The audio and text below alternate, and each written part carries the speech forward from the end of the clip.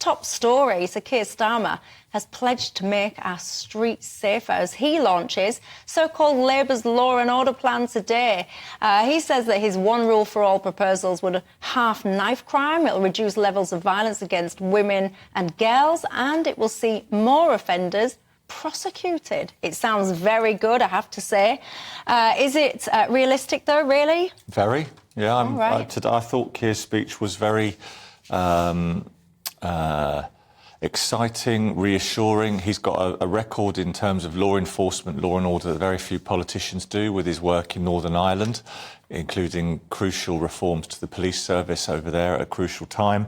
And one of the big things he talked about today was about how crime disproportionately affects the working class more than others. I know you've had experience of this in your youth. Lawlessness, kids running out of control, and a lack of police on the streets. And I think he's talking about things that people want to hear talked about, and I think that it's very achievable because he's done it before. Do you agree? Is it very achievable? Well, look, we've got to be serious.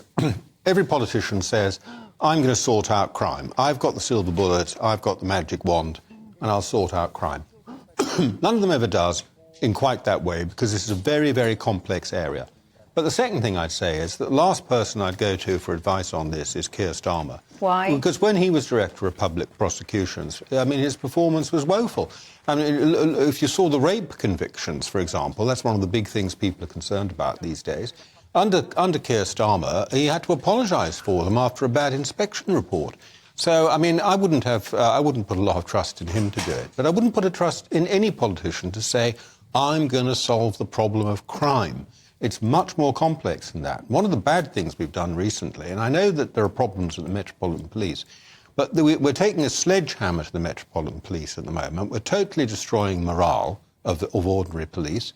And these people are going to stop defending us, in effect. We need them. And the idea that you can scrap the whole thing and start again and everything, it's really, really bad news for law and order. Well, but that's where Keir Starmer is. We discussed this when the Casey report came out, and I actually asked my audience, are any of you current or former serving police officers? And so many people got in contact because I was asking you, what is your morale like? Lots of people got in touch, both current and former. And they all said how demoralising it was and how people that were in the force were perhaps considering leaving. And I think it is. And one of my viewers, because I do read all your emails, by the way, not often when I'm on air because there's so many, but I always read them throughout my journey home. And someone said, anyone that wants to criticise the police, Michelle, should spend a day in the life of a police officer. They should put their boots, uniform on, run into danger with no idea what it is going to be at the end of it. And then, and only then, they were saying, can they criticise it? But what about the point, Kevin, that Daniel makes then about Keir Starmer's track record when he was responsible for the prosecutions? Well, I think it's incredible that Daniel's brought up rape statistics. When the rape conviction rate has gone from 8.5% in 2015 to 1.6% now, and Keir Starmer was widely regarded as being a very successful director of the Crown Prosecution Service. He was knighted by our late Queen. So I don't think there's any substance to what Daniel said. And, what people know out there is that the number of people who think that they see less policemen or women on the streets has doubled since 2010. And Keir Starmer, he was actively responsible for banging up and locking away dangerous terrorists. He feels it in his bones.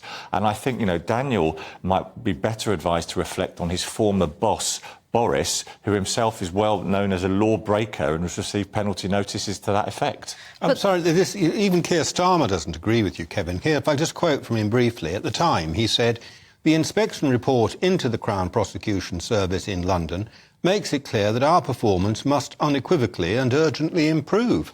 He didn't think they were any good. Well, and now you're telling me he's a great sort of Superman crime solver. Let's face it. Well, no, on that specific, if you're going to quote that, Daniel, as chapter and verse out of context, the fact that as the leader of the organisation, he at one point acknowledged that a performance in one regional area needed to get better does not mean that his overall tenure was not a success. Well, I don't think it was a success. But it doesn't matter. Because you're a Conservative. Doesn't matter. We've got to look everything forward. About Labour is wrong in your eyes. No. is. It's Keir Starmer. It's nothing to do with Labour. Labour's nothing to do with Labour. Keir Starmer has changed his spot so often. This was Keir Starmer, the man who supported Corbyn, the man who wanted to get out of the European Union, stop us getting out of the European Union, and use any trick to stop it. Now he doesn't want to do that. Now he doesn't support Jeremy Corbyn. And now he's transmuting himself into a great fighter against crime. His background as Director of Public Prosecutions was middling so-so at best. He hasn't got any magic bullets for solving crime because nobody has. He really needs a bit of humility about all of this and to acknowledge that there are real problems. Says a pal of Boris Johnson. Humility for Keir Starmer. Are you having a laugh? Well, Boris Johnson yesterday, in that excellent performance, that completely truthful and convincing performance, The BAFTA winning Boris. Showed himself to be humble and 5 respectful. stars. Humble and respectful to the committee. He lost his temper occasionally when they kept repeating themselves. Forever loyal, Daniel. But basically, Boris Johnson yesterday showed why he should be acquitted, and he showed that he was not actually guilty of misleading Parliament deliberately and consciously, and that when he did inadvertently, he apologised for it at the first possible opportunity, which everyone accepts is the right thing to do if you inadvertently mislead Parliament.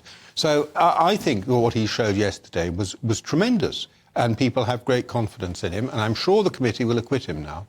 On police, Michelle, yeah. If we can segue back to... By the way, a lot of my viewers yesterday, because we covered this obviously after the hearing had finished, and a lot of my viewers were saying actually they felt reassured by the performance of Boris yesterday. Listen, this programme and a large chunk of the lovely viewers, right, they love Boris Johnson, OK?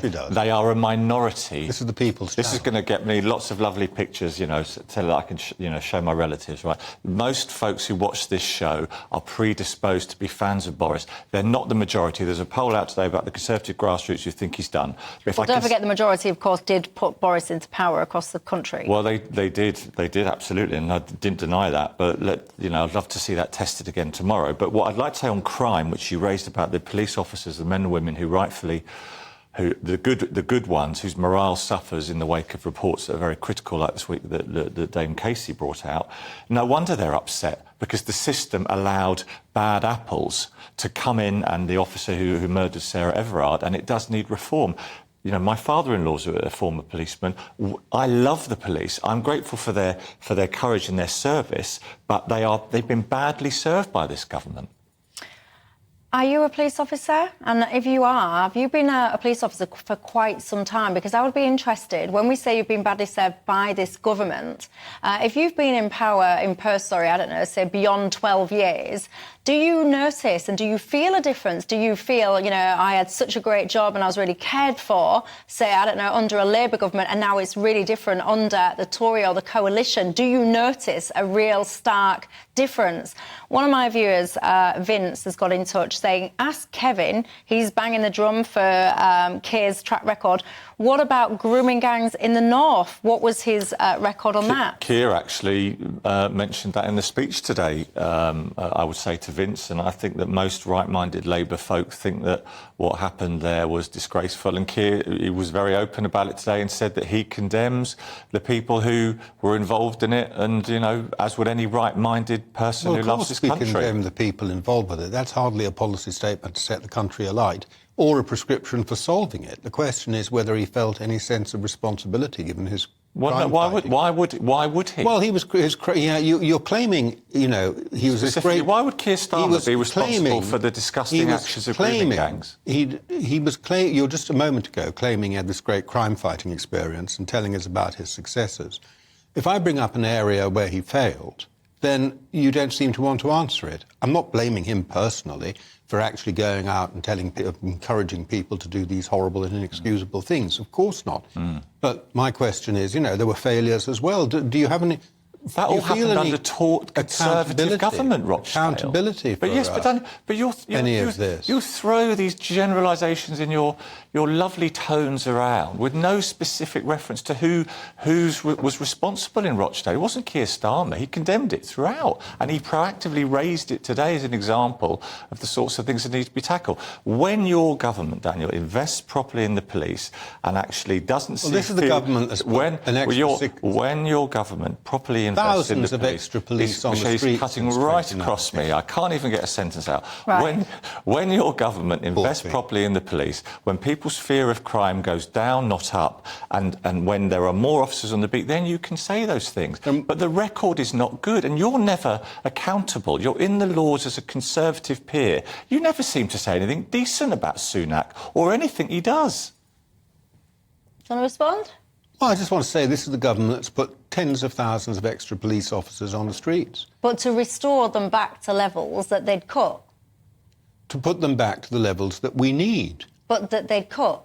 Yeah, now we need them, and we put them back on the streets. How many more is... I didn't hear the speech, Kevin, so forgive me. Did he say how many more police officers he'd recruit? 13,000 extra neighbourhood police officers and PCSOs. All of this will be... PCSO. Hang on. What's a PCS? Isn't that a volunteer one? No, a PCSO? no, they're the community support officers. I mean, Right. Daniel will recall from his time in London government the introduction of neighbourhood policing teams. It was originally championed by Ken Livingstone about allowing us to set the priorities of police at a grassroots, talking to local people, a great success. And everything that Keir Starmer promises will be funded and costed.